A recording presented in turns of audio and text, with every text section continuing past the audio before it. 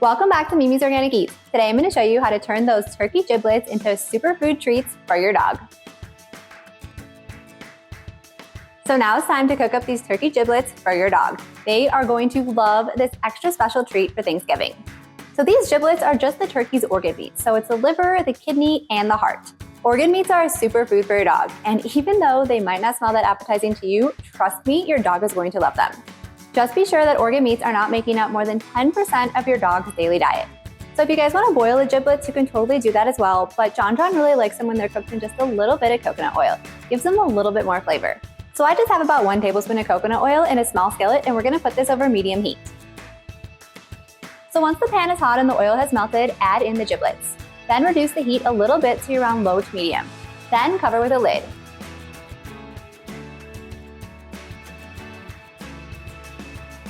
Continue to cook for about 10 minutes, flipping them halfway through.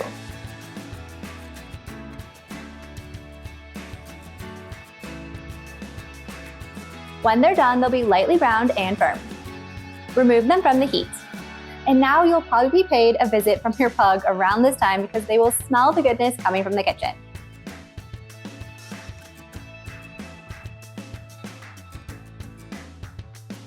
John is pacing back and forth here. He's like, I smell the goodness. I need it now, Mom.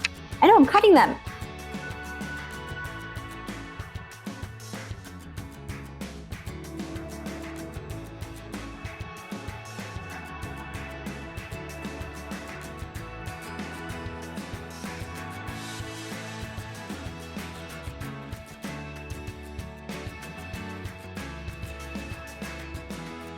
Once you've cut them up into little pieces, store them in a Tupperware in the fridge. They'll last for about a week. Organ meats make a wonderful high reward treat or food topper. You just want to make sure that they don't make up more than 10% of your dog's daily diet.